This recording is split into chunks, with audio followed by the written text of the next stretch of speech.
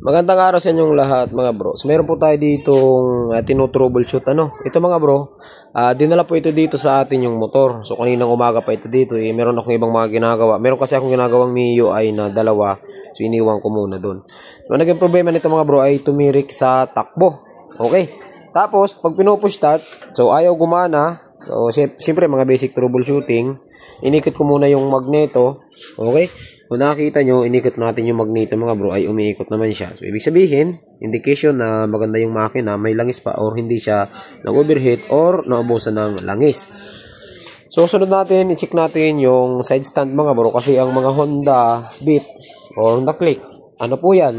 May sensor po yan dito sa side stand. Okay? Ito po yung nagpapatrigger sa atin kung kailangan o kung mapupush start ba natin. Kasi mga bro, pagka nakahiwalay ang negative, kasi negative po yan ang side stand po natin na meron dalawang wire. So negative po ang sumusupply sa kanya.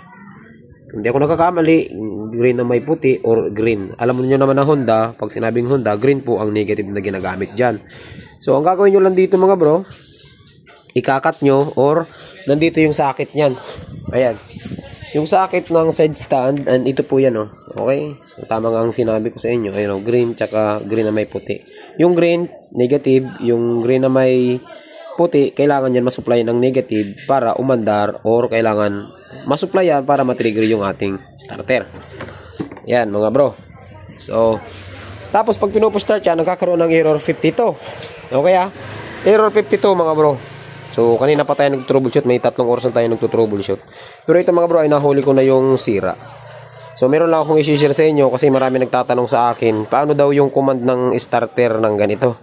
Marami nalilito. Ako kasi mga bro, alam nyo naman, wala akong diagnostic tool. So, bali, ang ginagamit lang natin is test light at saka tester. Pero nag-iipon ako mga bro ng pambili natin ng diagnostic tool kasi maganda pa rin kung meron tayong diagnostic tool pang reset or pang ng mga code para sa paglilinis ng mga throttle body ng NMAX Aerox hindi tayo mahirapan. So balik tayo dito mga bro.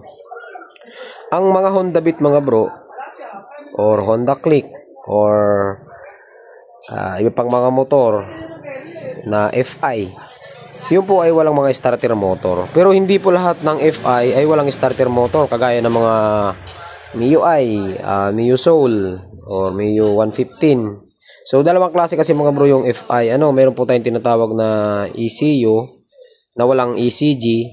Or meron naman tayong ECU with ECG. Kagaya ng mga Aerox, NMAX. Malalaman yung mga bro may ECG kapag meron ganitong tatlong malaking ganito. Ayan Okay?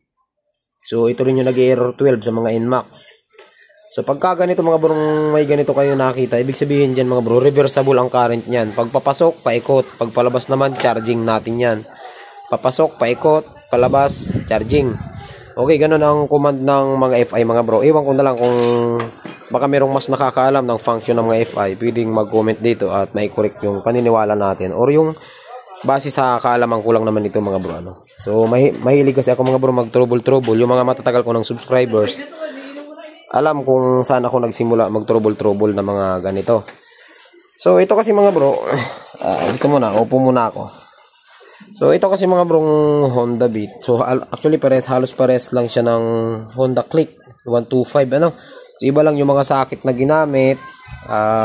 Pero yung function ng mga fuse box natin at saka nung ibang mga wirings ay parehas lang. Okay? So ito mga bro fuse box natin, komplikado po ang nito Akala nyo madali lang. So dito mga bro, ito yung main relay natin or start relay. Pero hindi po ito nagpapa-start diyan Yan Ito naman yung isang relay. Actually ito mga bro 4 pin lang, ito 5 wires. Ayan, tapos dito meron tayong 6 na fuse. So ito mga bro, konektado po ito sa starter natin. Okay? Yung sa ACG natin. ACG, hindi ECG mga bro, ACG.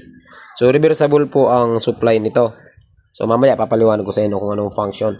So tapos dito naman, lahat ng Honda mga bro, okay? Lahat ng Honda na motor, ang trigger nito ay positive.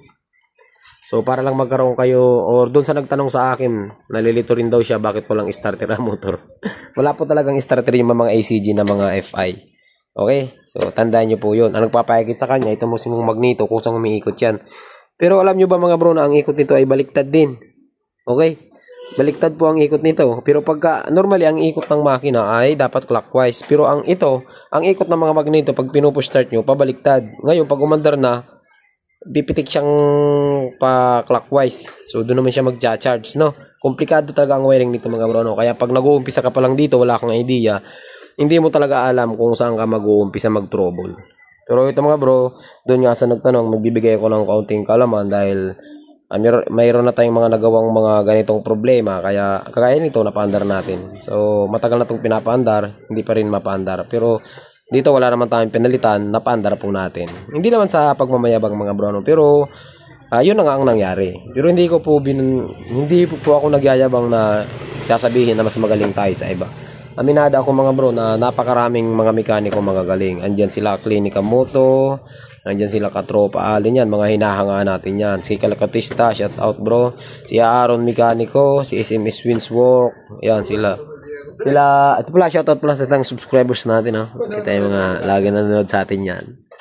Sila ano pa ba? Basta ayun, napakadaming mga magagaling na mga mekaniko. Okay? Kumpleto sa gamit, kumpleto sa tools, mas may nag-aral sila ng mga ganitong larangan. At tayo naman, hindi naman tayo nakapag-aral. Kumbaga, experience lang yun sa atin. Okay? So, tuloy tayo. Baka mapayak pa ako eh. Okay mga bro. So, balik tayo dito mga bro. Yung starter natin, take na tayo. Yung starter po natin, positive yan. Pero hindi nga yan rirekta dito. Okay ah? Hindi yan rirekta dito mga bro. So, ang function niya, ganito.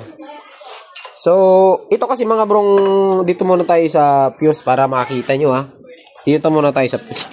Nalito na ako kung saan tayo mag-uumpisa eh. So, ang fuse natin mga bro, pag tinanggal nyo naman yung cover nito, makikita nyo dun yung mga function. Take, hanapin ko muna yung ano. Okay ha. Hanapin ko muna yung ito. So, test light or ito. Ito mga bro ah. So, para makita nyo lang. At para lang magkaroon ng idea yung ibang mga ano. Yung ibang mga gusto matuto. So, pag kinalas nyo yun, nakaganito yan, di ba? So, baka meron ng mga nag-video nito. Pero marami kasi na nagtatanong sa atin ito. Kaya gagawin ko rin ng video. Yung alam ko lang. Ngayon, kung may mapansin kayong mali, paki-comment na lang, ano, mga bro. So, pag kinalas nyo, ito, mayroon kayong makikita dito mga bro. Yun, ang main, 25 amperes. Makita nyo dito, 25 amperes. Meron tayo ditong ECU, C&L, 5 amperes. Meron tayong backup. Sa display yung backup.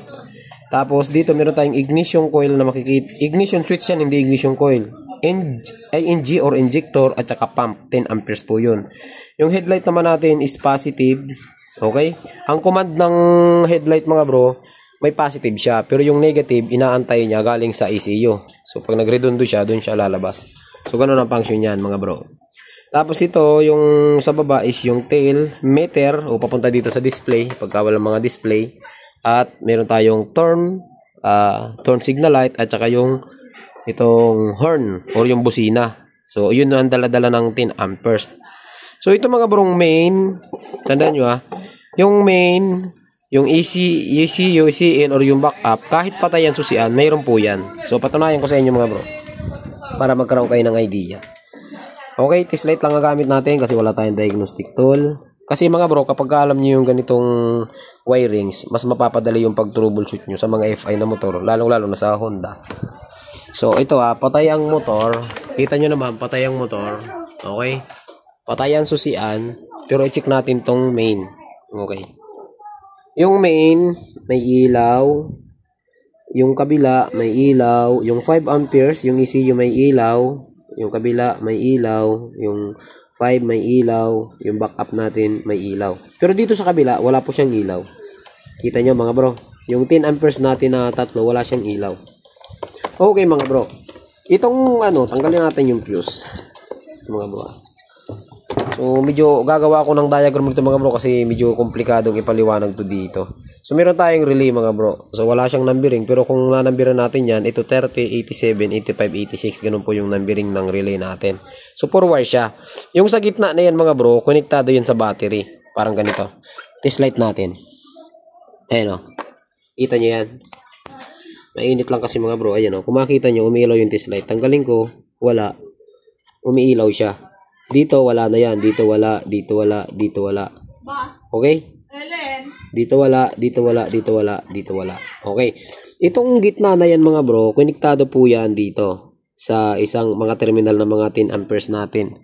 Once na inon ko yan mga bro, once na inon ko yan, magkakaroon ito ng supply, itong linya na ito. Itong linya ng 10 amperes. Ganun ang function yan. So, itong dalawang wire na to mga bro, dito tayo madilim kasi. Itong dalawang wire na to, ito positive, ito negative. Okay? Meron tayong, pag sinusin nyo ang motor mga bro, itong relay na to, nagtitrigger siya, kaya power relay ang tawag po dito. Maliwanag kasi mga bro, masyadong ang araw eh. Tapos, ito namang isang ito mga bro, ito, konektado yan dito sa, ito kasi 3 wire kasi ito mga bro, ayan o, baka maguluhan kasi kayo. Ganito ang itsura niyan mga bro, ganito o, ayan o, ganito ang itsura niyan ha. Ito, konektado yan dito. So pag ito konektado yan, ito positive, pag nagkaroon to ng supply, magti-trigger itong dalawa. Magti-trigger itong dalawang 30 tsaka 87 natin. Ngayon, yung 87, konektado yan dito sa normally close. Ito yung normally close natin.